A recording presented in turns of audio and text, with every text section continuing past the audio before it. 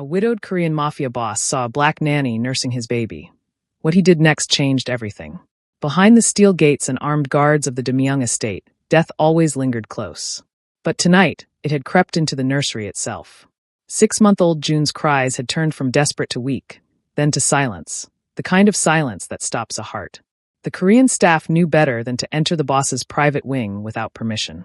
And Demyung himself was 3 floors below in his war room, negotiating a truce that would either save his empire or destroy it.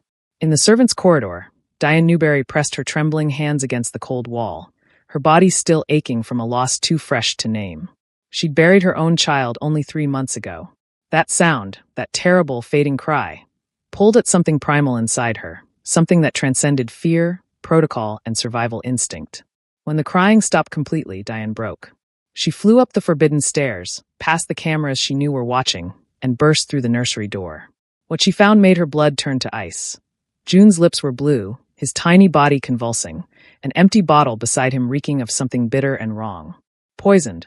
With no time to call for help, no doctor who could arrive in time, and no antidote within reach, Diane did the only thing her body knew how to do. She scooped up the dying child, tore open her uniform, and pressed him to her chest. The milk that still came, unwanted, painful, a cruel reminder of everything she'd lost, might be the only thing that could flush the poison from his small body. She didn't think about the cameras. She didn't think about the rules. She didn't think about what a man like Demyung would do to someone who dared touch his son without permission. She only thought, not this baby. Not tonight. 3 floors below, Demyung's phone buzzed. His head of security's voice was tight with tension. "Boss, you need to see the nursery feed. Now." What Demyung saw on that monitor, a foreign woman, a stranger, holding his son in the most intimate act of care, ignited something darker than rage. In his world, such unauthorized intimacy could only mean one thing: betrayal.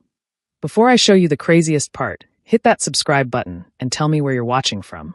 This is about to get wild. The fortress had no warmth. Diane learned that her first week inside the Demyung estate, where marble floors stretched cold and endless, where armed men stood at every corridor intersection, and where the staff moved like ghosts, silent, efficient, invisible. She'd taken the nanny position out of desperation, a foreign woman with expired visa options and a grief so heavy it had hollowed her out from the inside. Her agency promised good pay, a private room, and a widower who rarely came home.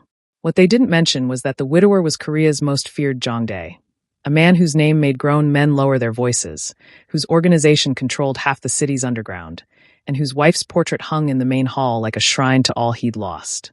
Demyung had loved once.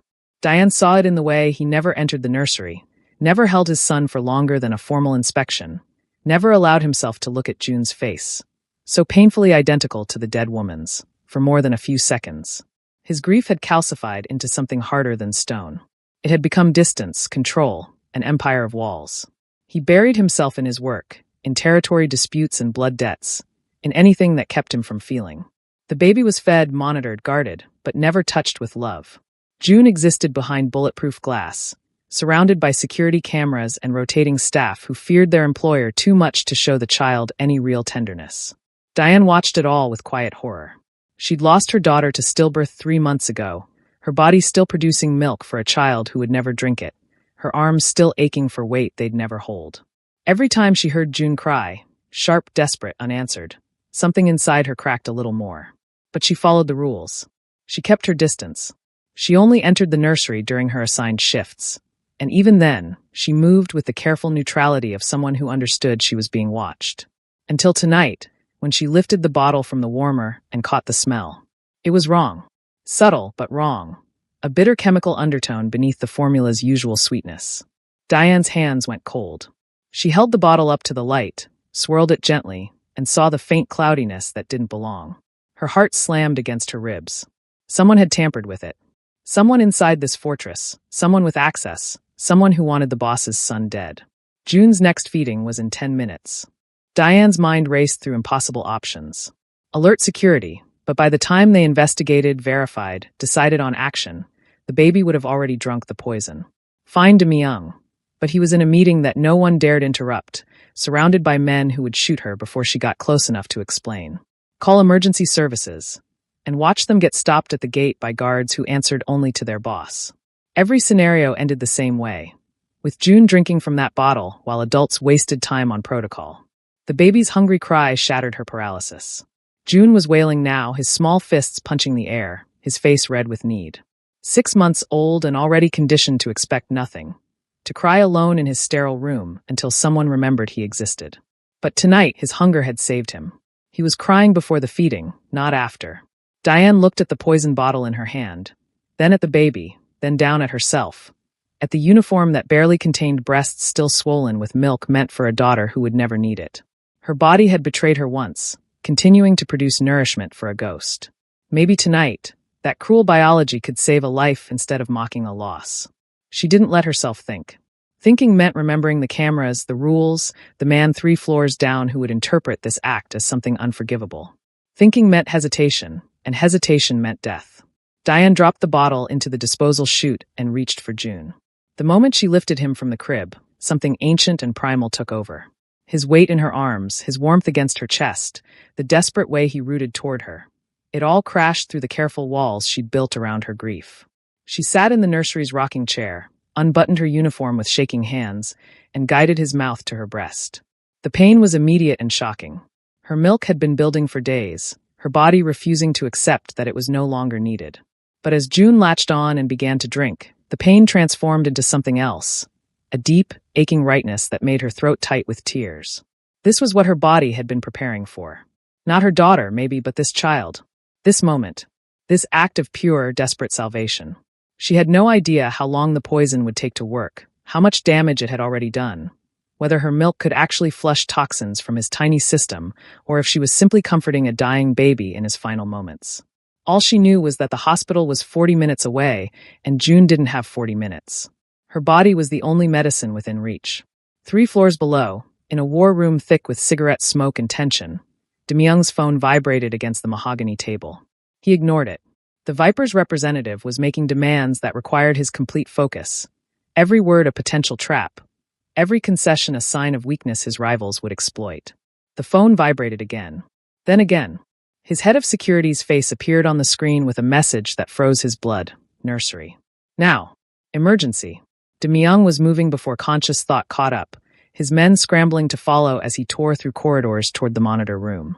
The security chief pulled up the nursery feed without a word, and what Demyoung saw stopped him cold. A woman, the foreign nanny, the one he'd barely noticed, sat in his dead wife's rocking chair, holding his son, nursing him from her own body in an act so intimate it belonged to family, to blood, to bonds that couldn't be faked or bought. Or so he'd thought. In Demyoung's world, nothing was innocent. Intimacy was leverage. Access was assassination. And unauthorized contact with his son wasn't compassion. It was infiltration. Someone had sent her. They had to have sent her. #hook. A widowed Korean Mafia boss saw a black nanny nursing his baby. What he did next changed everything.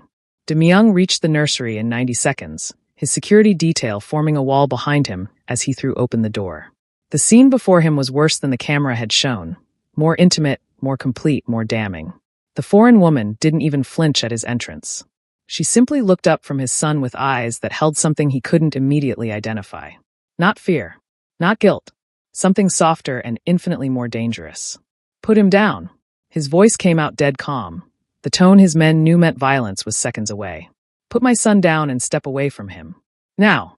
Diane's arms tightened instinctively around June, and that single gesture confirmed every suspicion blazing through Demyoung's mind. She was holding his son hostage. This entire display, the nursing, the tenderness, the maternal performance, was theater. A play designed to create exactly this moment, where she had access, leverage, and his greatest weakness pressed against her heart. I said now. He took a step forward, and 3 armed men materialized at his shoulders, their weapons trained on the woman who still hadn't moved. He was poisoned. Diane's voice was steady despite the guns pointed at her head. The formula in the warmer, someone put something in it. I couldn't let him drink it. So you violated my son instead? Demyoung's words cracked like ice breaking. You think I'm a fool? That I don't recognize an operation when I see one. An operation? Diane stared at him, genuine confusion breaking through her careful calm. I'm trying to save his life. By gaining access to his body. By creating a bond that makes you indispensable. He moved closer, his fury controlled but absolute. Tell me who sent you. Was it the Yakuza? The Chinese? Or did the Viper think he could get to me through someone soft enough, foreign enough, that I wouldn't see the knife until it was already in my back? The accusation hit Diane like a physical blow. She looked down at June, still drowsy and warm in her arms, his tiny hand curled against her collarbone, and something inside her shattered. This man thought she was a threat. He saw his son nursing at her breast, an act so primal it transcended culture, language, every human barrier, and his first instinct was suspicion. I lost my daughter 3 months ago. Her voice broke on the words she'd never spoken aloud in this house. Stillborn at 38 weeks. My body still makes milk for a baby who never lived.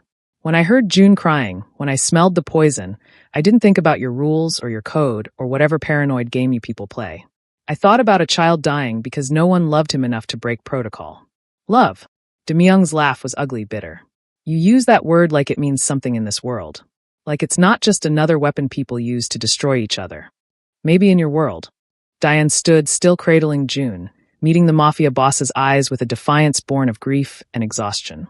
But in mine, sometimes love is just love. Sometimes a baby is just a baby who needs someone to give a damn whether he lives or dies.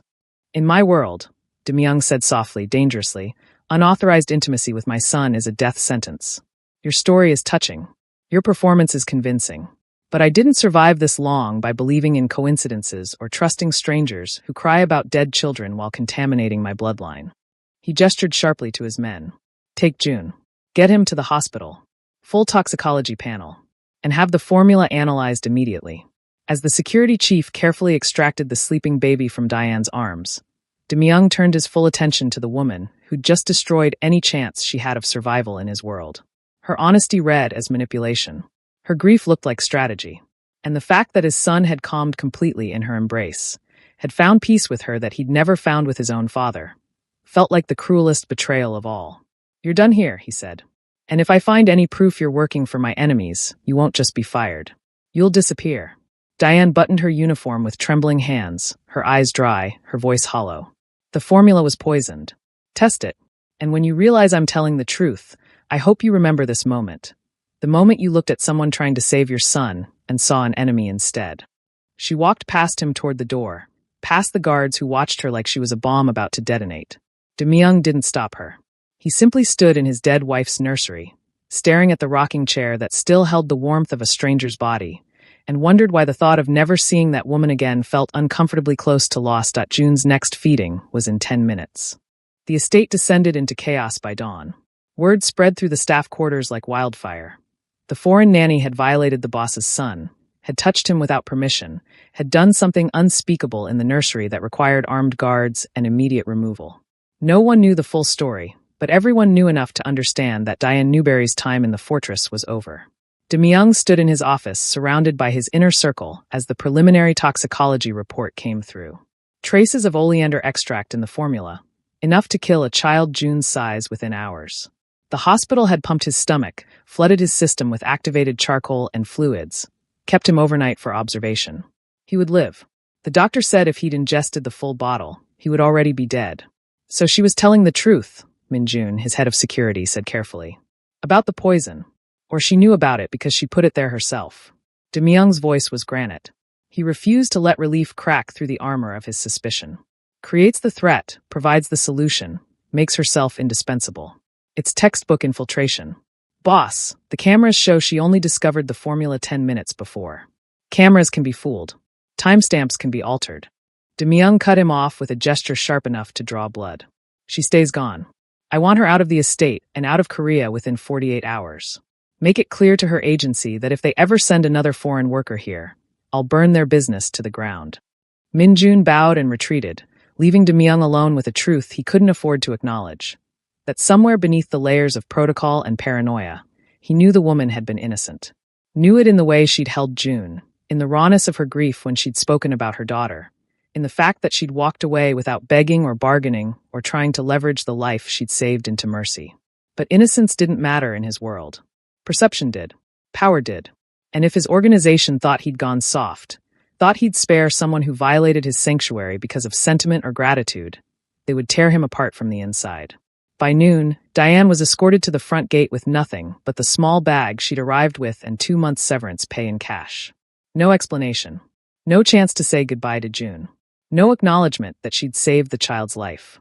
Just armed guards and cold efficiency, the same treatment given to any security risk being neutralized. She stood outside the steel gates as they clanged shut behind her, staring at the fortress that had almost become something like a home, and felt the last piece of her heart turn to stone. Inside the estate, Ji-won Park watched from an upper window with satisfaction curling through her chest like smoke. She'd worked for the Demyung family for 8 years, had been here when the first Mrs. Demyung was alive, had harbored quiet hopes that one day the widowed boss might notice her devotion. Then the foreign woman arrived, younger, softer, with skin like midnight and eyes that drew attention without trying, and Ji-won's carefully cultivated position felt suddenly precarious. She'd been the one to spread the rumors, to whisper in the right ears that the black nanny had been acting suspicious for weeks, asking questions about the boss's schedule, about his enemies, about the estate's security systems. All lies, but lies wrapped in enough truth to sound credible. The intimacy in the nursery had simply provided the perfect catalyst. By the time Ji-won was done, every staff member believed Diane had been working for the Viper all along. That the poisoning was a false flag operation designed to gain Demyung's trust. That the boss had shown remarkable restraint by merely banishing her instead of having her killed.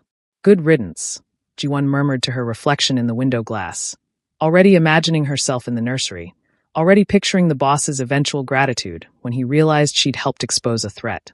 Some people don't belong in our world. She didn't notice the shadow behind her, Min-jun, who'd heard every word and whose loyalty to truth ran deeper than his loyalty to gossip. He said nothing, simply filed the information away in the part of his mind reserved for problems that would need solving later. Because if the foreign woman had been innocent, and if Ji-won had poisoned the well of reputation with lies, then the boss had just made a terrible mistake. And in their world, mistakes came with body counts. Someone had sent her. They had to have sent her. Subscribe real quick, tell me where you're watching from, and get ready, because the next 5 seconds will shock you. June stopped eating on the 3rd day after Diane left. At first, the staff thought it was residual effects from the poisoning, nausea, sensitivity, a disrupted system finding its equilibrium. But as the hours stretched into days, as bottle after bottle was refused, as the baby turned his face away from every attempt at comfort, the doctors began using different words. Failure to thrive, attachment disorder, emotional separation trauma. Demyung stood in the hospital's private wing, staring down at his son through the observation window as nurses tried unsuccessfully to coax the infant to drink. June had lost weight he couldn't afford to lose, his skin taking on a grayish pallor that made him look like a ghost of himself. The feeding tube threaded through his tiny nose was the only thing keeping him alive, and even that was a temporary solution to a problem no one seemed able to fix. He's grieving, the pediatric psychologist said, her voice professionally gentle but her words brutal. 6-month-old infants are capable of forming profound attachments. When those bonds are severed suddenly, especially after trauma, they can shut down completely. It's not conscious. He's not choosing to refuse food.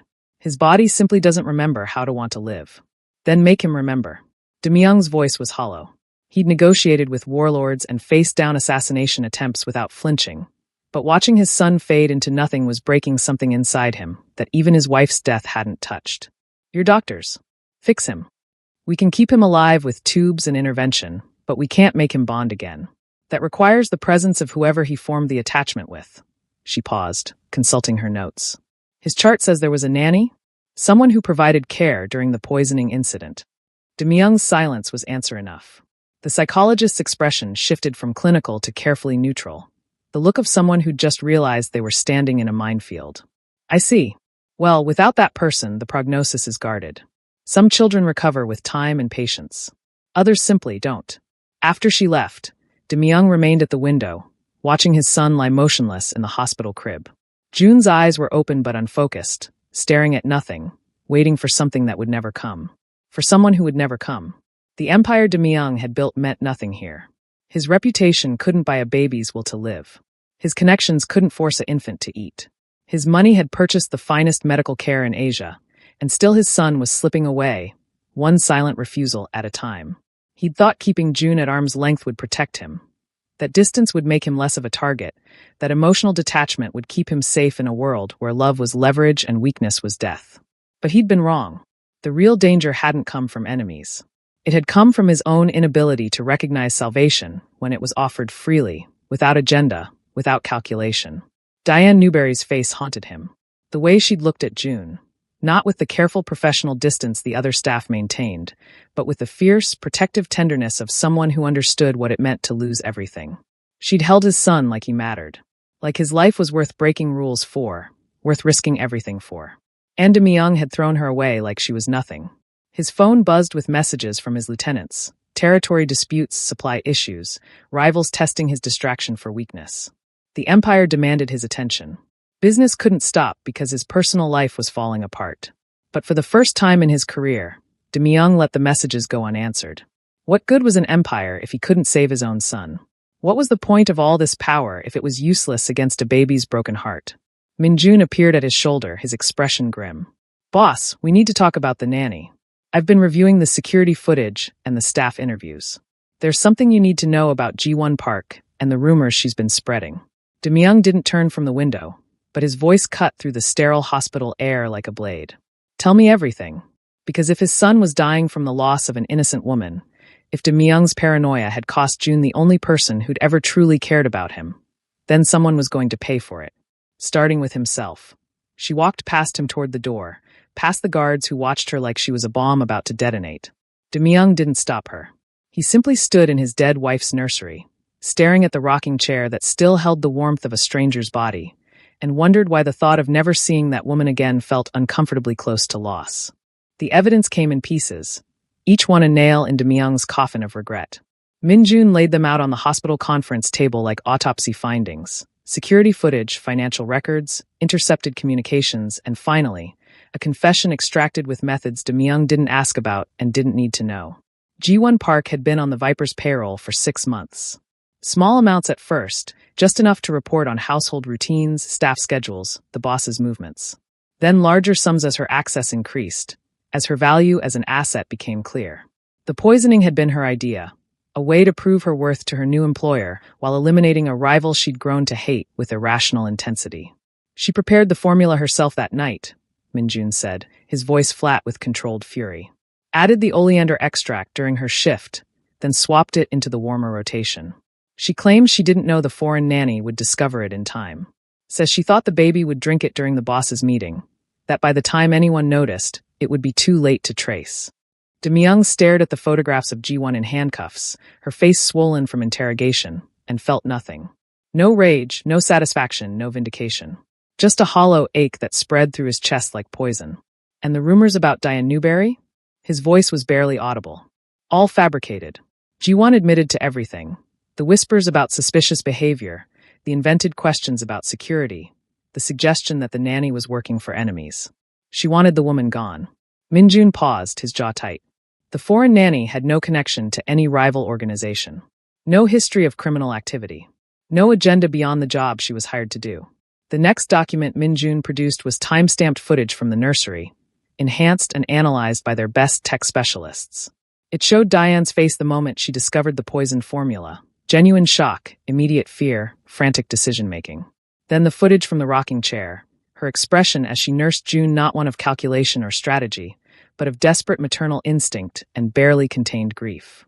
Our analysts confirm her micro-expressions are consistent with authentic emotion, Minjun continued. No deception markers. No signs of performance. She believed the baby was in immediate danger and acted accordingly. He met his boss's eyes. She saved June's life, and we threw her away based on lies. Myung stood abruptly, his chair clattering backward. He walked to the window overlooking the hospital parking lot, his reflection in the glass showing a man he barely recognized. Haunted, hollowed out, stripped of the certainty that had always been his armor. The Viper's real target was never June, he said slowly, piecing together a strategy he should have seen from the beginning. It was me. Kill my son or turn me against someone innocent. Either outcome destroys me from the inside. Either I lose the child or I become the kind of man who punishes salvation. You couldn't have known. I should have known. Myung's fist slammed against the window, the glass shuddering but holding. I built my reputation on reading people, on seeing through deception. But I was so convinced that intimacy meant betrayal, so certain that no one could care about June without an agenda, that I looked at the one genuine thing in that fortress and saw only threat. He turned back to Minjun, his face a mask of barely controlled devastation. Diane told me her daughter was stillborn, that her body still produced milk for a baby who died. And I called her a liar. I accused her of weaponizing grief while she was living through it. The truth was a mirror, and it showed Demyung exactly what he'd become. A man so consumed by his code, so poisoned by paranoia, that he'd destroyed the only light his son had ever known. Diane's forbidden touch hadn't been an infiltration. It had been the purest act of love his world had seen in years. And he'd repaid her with exile and accusation. "Find her," Demyung said, his voice raw. "I don't care what it costs or how long it takes. Find Diane Newberry and bring her back. Boss, she was deported 3 days ago. Her visa. Then find her in America. Find her wherever she went." He met Minjun's eyes with something close to desperation. "My son is dying because I threw away the only person who could save him. So you find her, and you tell her the truth, and you beg her to come back if that's what it takes." Minjun nodded and left, leaving Demyung alone with his reflection and the weight of what his pride had cost. And in their world, mistakes came with body counts. Minjun's men found her in 48 hours, but it felt like 48 years. Every hour June spent connected to machines, every refused bottle, every moment his son's eyes remained empty and unfocused, carved another piece out of Demyung's carefully constructed armor. The doctors spoke in increasingly grave tones about long-term damage, about windows of opportunity closing, about the permanent psychological scars forming in an infant who'd learned that love could be ripped away without warning. Diane hadn't made it to America. Her deportation had been rushed, her paperwork incomplete, and she'd been dumped across the border with nothing but her small bag and the cash severance that had been stolen within hours. Minjun's contacts found her in a shelter on the outskirts of Seoul's dangerous Guro district, the kind of place where foreign women without papers disappeared into trafficking networks or worse. Demyung went himself. His security detail protested. The Viper's people controlled half of Guro, and the boss walking into enemy territory was suicide wrapped in stupidity. But he didn't care. He'd spent his entire life behind walls and guards, letting other people take risks while he remained untouchable. That distance had cost him everything that mattered. The shelter was a converted warehouse that smelled of mildew and desperation. Demyung walked through the narrow corridors past hollow-eyed women and feral children, his expensive suit and visible tattoos marking him as everything this place feared and hated. But he kept walking until he found her. Diane sat on a cot in the corner, wrapped in a thin blanket, her face gaunt and her eyes fever-bright. She'd lost weight she couldn't afford to lose, her skin ashen, her breathing shallow. Someone had hit her. A purple bruise bloomed along her jaw. She looked up when his shadow fell across her, and the lack of surprise in her expression broke something in his chest. "Come to finish the job?" Her voice was hoarse, empty of fight. "Or just checking to make sure the threat is properly neutralized?" Demyung knelt on the filthy concrete floor, bringing himself below her eye level, making himself small in a way no one in his organization had ever seen. The king of Seoul's underworld, on his knees in a shelter, in enemy territory, without his armor or his pride. "I was wrong." The words tasted like blood. "About everything. The poison was planted by someone on my staff, someone working for my enemies. Ji-won Park. She tried to kill June and frame you for it. You saved my son's life, and his voice fractured. "I threw you away like garbage because I couldn't recognize love when it was offered freely." Diane stared at him, her expression unreadable. "Your son. How is he?" "Dying." The word came out raw. "Not from poison. From losing you. He won't eat, won't respond to anyone. The doctors call it attachment trauma. He bonded with you in that nursery, and when you disappeared, he stopped wanting to live." Demyung's hands clenched into fists against his thighs. "I came to beg you to save him again. Not because I deserve your help, I don't. Not because I can pay you enough, I can't. But because June deserves better than a father who was too broken to see that someone actually cared about him. You accused me of using my dead daughter as a cover story." Diane's voice was flat, but tears tracked down her cheeks. "You looked at me nursing your son and saw a spy instead of a mother." "I know." Demyung bowed his head, his forehead nearly touching the ground. "I know what I did. I know what I am. But June is 6 months old, and he's innocent, and he's fading because I was too proud and too paranoid to trust the one good thing that walked into our lives." He looked up, meeting her eyes. "I'm not asking you to forgive me. I'm asking you to save my son one more time, even though his father doesn't deserve mercy." The silence stretched between them, heavy with everything that had been broken and couldn't be repaired. Outside, sirens wailed through the Guro streets. Inside, a man who'd never begged for anything in his life waited for judgment from a woman he'd destroyed. Finally, Diane stood on shaking legs, wrapping the blanket tighter around her shoulders. "Take me to him," she said quietly. "Not for you. Never for you. But June didn't choose his father, and he shouldn't have to die for your mistakes. Demyoung rose, and for the first time in a decade, he felt something other than the cold certainty of power. He felt gratitude, crushing and absolute, for a mercy he would spend the rest of his life trying to deserve. Because if his son was dying from the loss of an innocent woman, if Demyoung's paranoia had cost June the only person who'd ever truly cared about him, then someone was going to pay for it. Starting with himself. Before I show you the craziest part, hit that subscribe button and tell me where you're watching from. This is about to get wild. The hospital staff tried to stop them at the entrance. Demyoung covered in filth from the shelter, Diane wrapped in a refugee's blanket, both of them looking like they'd walked through hell to get there.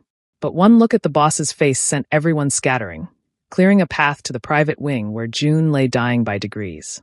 Diane stopped at the observation window, her hand pressed against the glass as she stared at the small body connected to tubes and monitors. June had deteriorated even in the 48 hours since she'd been deported. His eyes were closed now, his breathing shallow, his skin the color of old paper. The nurses had stopped trying to wake him for feedings. They were just keeping him comfortable while they waited for the inevitable. "Let me clean up first," Diane whispered. "He shouldn't see me like this." But when she opened the door to June's room, the baby's eyes flickered open. Some primal instinct, some recognition deeper than consciousness, made him turn his head toward her voice. For the first time in 6 days, June made a sound. Not a cry, but a small, desperate noise that broke everyone in the room. Diane crossed to the crib in 3 steps, her blanket falling away, and lifted June with hands that shook with fever and exhaustion and relief. The baby's fingers immediately tangled in her hair, his face pressing against her neck, his whole body curling into her like he was trying to crawl back inside the safety she represented. "I've got you," she murmured, her tears falling into his dark hair. "I'm here. I'm sorry I left. I'm so sorry." Demyoung stood in the doorway watching his son come back to life. It wasn't dramatic or instantaneous, but it was undeniable. June's breathing deepened. His color improved. The tension that had held his small body rigid for days began to ease as Diane carried him to the rocking chair and settled in with the practiced grace of someone who understood exactly what this child needed. She didn't ask permission. She simply unbuttoned the donated shirt someone had given her at the shelter and guided June to her breast. The baby latched on immediately, drinking with a desperation that made the attending nurse gasp. After 6 days of refusing all nourishment, June was feeding like he'd been starving. And perhaps he had been, just not for food. "This is what power looks like," Demyoung said quietly, speaking to no one and everyone. 3 months later, the fortress had transformed in ways that had nothing to do with architecture and everything to do with atmosphere. Diane noticed it first in the small things. Staff members who smiled when June laughed, guards who softened their expressions when the baby reached for them. The way sunlight seemed to penetrate rooms that had felt tomb-like before. The estate was still protected, still dangerous to outsiders, still commanded by a man whose reputation made rivals think twice. But inside those steel gates, something miraculous had taken root. Love had made the fortress a home. Diane moved through the nursery with June on her hip, singing softly in a language the baby didn't understand, but responded to anyway. He was thriving now, chubby-cheeked and bright-eyed, reaching developmental milestones the doctors had worried he'd never achieve. The feeding tube was a memory. The hospital visits had stopped. In their place was a child who laughed easily, who trusted completely, who had 2 parents instead of just a terrified nanny and an absent father. Because Demyoung had become a father in every sense that mattered.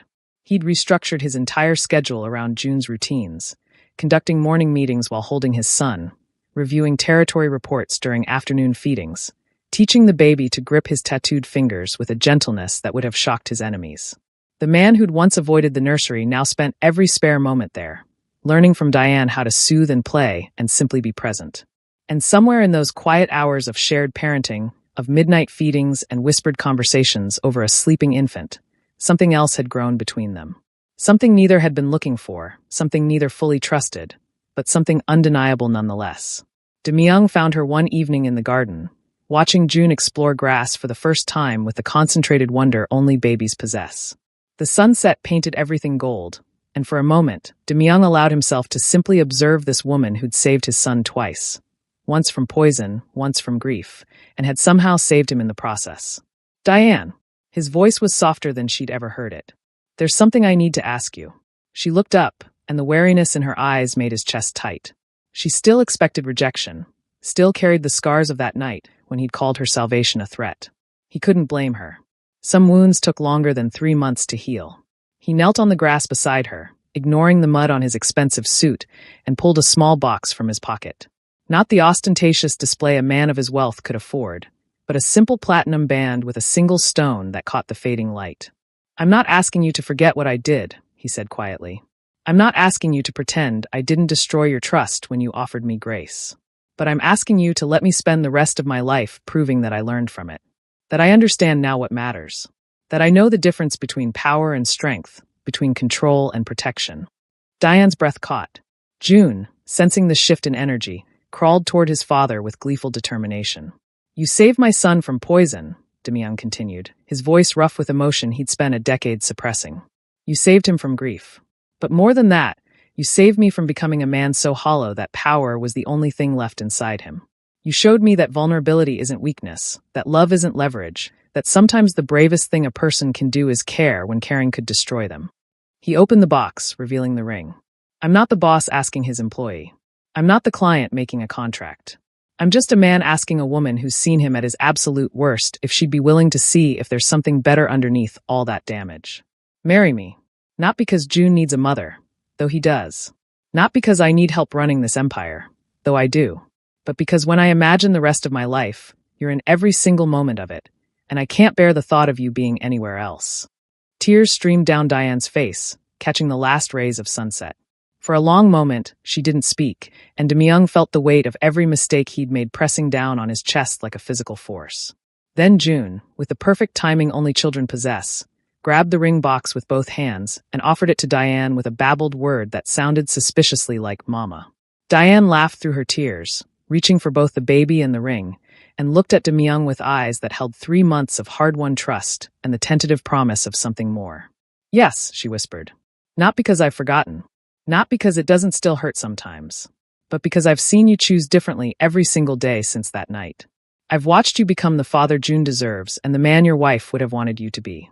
So yes, Demyoung, I'll marry you. I'll build this new dynasty with you. I'll turn your fortress into a home."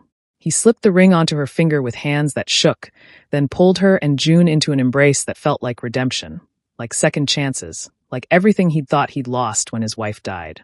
The three of them sat in the garden as darkness fell, a family forged not through blood or tradition, but through sacrifice and choice and the stubborn belief that love could heal even the deepest wounds. Inside the fortress, the staff watched through windows and smiled. Their boss had found his way back from the edge. The foreign woman who'd once been cast out had become their lady.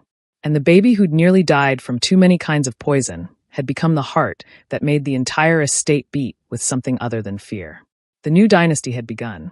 Not with violence or conquest, but with a man who'd learned to kneel, a woman who'd learned to trust again, and a child who'd taught them both that sometimes the most powerful thing in the world is simply letting yourself be loved.